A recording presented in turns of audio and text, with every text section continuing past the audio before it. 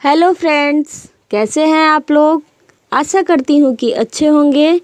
Friends, हम लोग पर्यावरण के प्रैक्टिस सेट को कर रहे थे, उसको आगे करते हैं।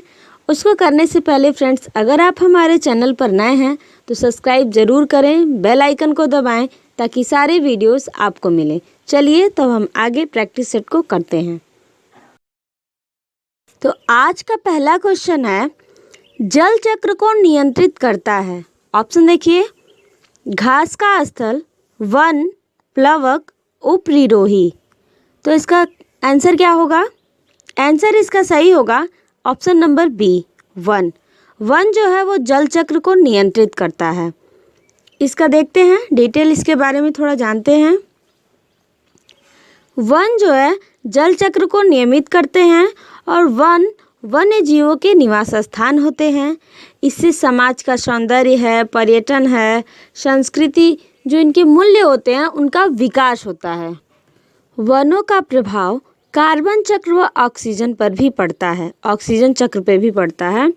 और जो CO2 होता है उसकी उचित मात्रा वातावरण में बनाए रखता है वन। ठीक है, वातावरण में जल चक्र को नियंत्रित करने का जो महत्वपूर्ण भूमिका होती है वो वन ही निभाता है। तो जल चक्र होता क्या है? जल चक्र पृथ्वी पर उपलब्ध जल के एक रूप से दूसरे रूप में परिवर्तन होना और एक भंडार से दूसरे भंडार में या एक स्थान से दूसरे स्थान में गति करना, चक्रीय गति करना ही वो जल चक्र कहलाता है। इसमें ज़्यादा जल की मात्रा भी नहीं नुकसान होती है और ये एक स्थान से दूसरे स्थान में परिवर्तन हो जाते हैं। यही जल संरक्षण का सिद्धांत है, बस एक रूप से दूसरे रूप में परिवर्तित होते हैं। ठीक है, समझ में आया होगा। तो याद रखिएगा, जल चक्र को नियंत्रित वन करता है। नेक्स्ट क्वेश्चन है, पर्यावरण जागरूकता को बढ़ावा देने के उद्देश्य से निम्न में से कौन सी प्रतियोगिता का आयोजन किया जाता है? ग्रीन ओलंपियाड, वन महोत्सव, पर्यावरण संबंधी प्रदर्शनी, पर्यावरण दिवस समारोह। तो इसका आंसर क्या होगा? तो इसका आंसर होगा green olympiad, option number A. तब ग्रीन ओलंपियाड क्या होता है? तो ये पर्यावरण जागरूकता को बढ़ावा देने के उद्देश्य से ग्रीन ओलंपियाड प्रतियोगिता का आयोजन किया जाता है। इसमें पर्यावरण के अलावा और भी चीज़ें हैं, जैसे है कृषि है, स्वास्थ्य है, एनर्जी है, बायोडाइवर्सिटी है, लैंडस्केप है, ये सब विषय इसमें शामिल हैं। और एक चीज़ और, इसमें क्लास 4 से लेके 12 तक के बच्चे हिस्सा ले सकते हैं। कोई इसमें मतलब ज़बरदस्ती नहीं है, कोई फोर्स नहीं है। जो इंटरेस्टेड हो वो पार्टिसिपेट कर सकता है, अपना रजिस्ट्रेशन करा सकता है। रजिस्ट्रेशन फीस है 75 रुपीज़। अब ये किसके द्वारा आयोजित किया जाता है? तो ये टीरी के द्वारा आयोजित किया जाता है। अब ये टीरी क्या है? तो the energy and resource institute, ये एक संस्थान है, इसके द्वारा ग्रीन ओलंपियाड जो है उसको आयोजित किया जाता है। और इसका यही उद्देश्य है कि जो बच्चे इंटरेस्टेड हों उनको पर्यावरण के लिए जागरूक किया जाए और वो भाग लें और इन्हीं के माध्यम से और लोगों को भी जागरूक किया जाए। ठीक है, नेक्स्ट क्वेश्चन को देखते हैं। नेक्स्ट क्वेश्चन है, नीली क्रांति संबंधित है दुग्ध उत्पादन से, पुष्प उत्पादन से, मत्स्य उत्पादन से, फल उत्पादन से। तो इसका आंसर क्या होगा? नीली क्रांति किससे संबंधित है? तो नीली क्रांति मत्स्य उत्पादन से संबंधित है। यहाँ पे मछलियों का पालन किया जाता है नीली क्रांति में, और मछलियों के उत्पादन को बढ़ावा देने के लिए नीली क्रांति को लाया गया। ठीक है, अब फिर यहाँ पे देख लेते हैं इसके ऑप्शन को भी। तो ऑप्शन यहाँ पे देखिए, ऑप्शन नंबर ए जो है, अब दूध के लिए कौन सी क्रांति आई थी?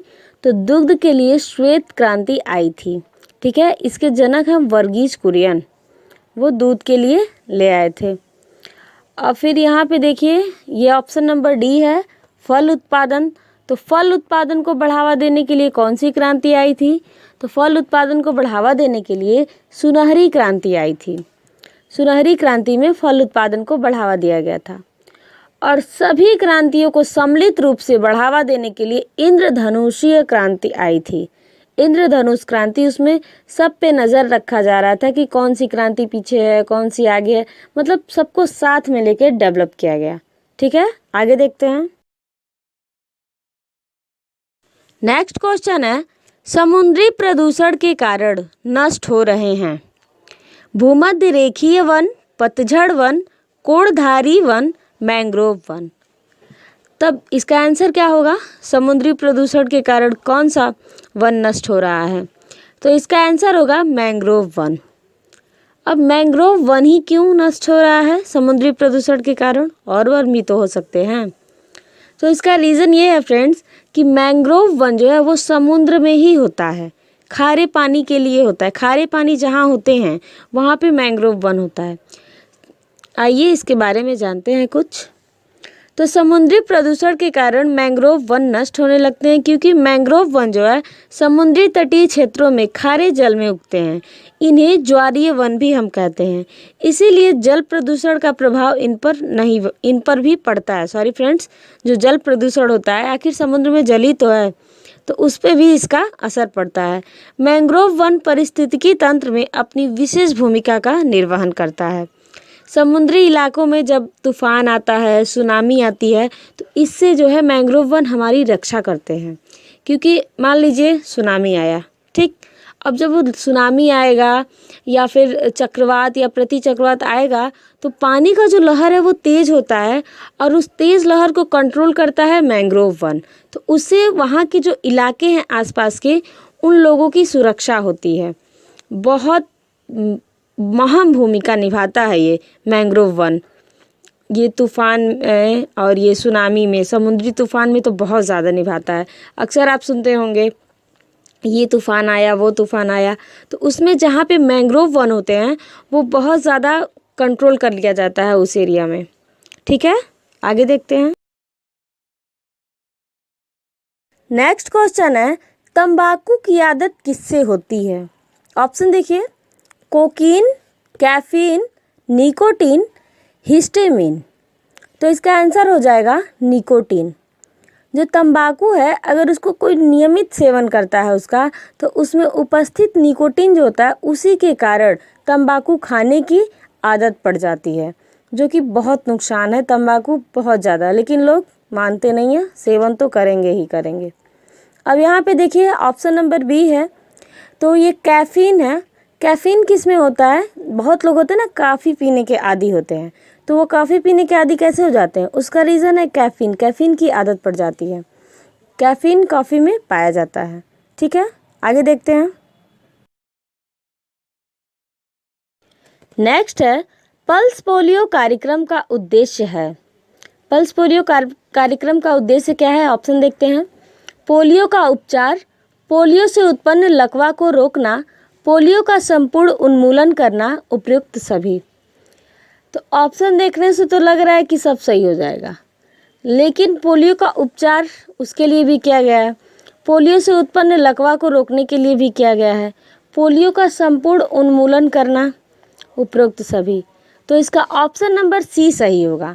पोलियो का संपूर्ण उन्मूलन करना, उसको जड़ से ख़त्म करना, ये उसका मेन उद्देश्य है। ठीक है, ये कैसी बीमारी है? तो यह एक वायरस यानी विषाणु जनित रोग है। यह पक्षपात का कारण बन सकता है और पोलियो टीके द्वारा आसानी से रोका जा सकता है। पोलियो का टीका लगता है, पल्स पोलियो पिलाया भी जाता है, और पोलियो जो होता है वो दूषित पानी और भोजन या संक्रमित व्यक्ति के संपर्क में आने के माध्यम से होता है। इसके ब्रांड एम्बेसडर महानायक अमिताभ बच्चन हैं। इनको ज़्यादातर ऐड करते हुए पाया गया क्या देखा जाता है, ये ज़्यादातर पोलियो का ऐड करते हैं। और पोलियो के इसी उन्मूलन को याद करने के लिए, जागरूक करने के लिए, कि पोलियो के बारे में सबको जागरूक करने के लिए हर साल 26 अक्टूबर को विश्व पोलियो दिवस मनाया जाता है, ताकि पोलियो के बारे में लोगों को जागरूक किया जा सके, बताया जा सके, ताकि उससे पोलियो जो है संपूर्ण जड़। नेक्स्ट क्वेश्चन है, मानव शरीर का सामान्य तापमान होता है। बहुत सिंपल क्वेश्चन, ये तो हम लोग के ही बारे में है, हम लोग को जानना भी चाहिए कि हमारी बॉडी का टेम्परेचर कितना है। तो चलिए देखते हैं ऑप्शन।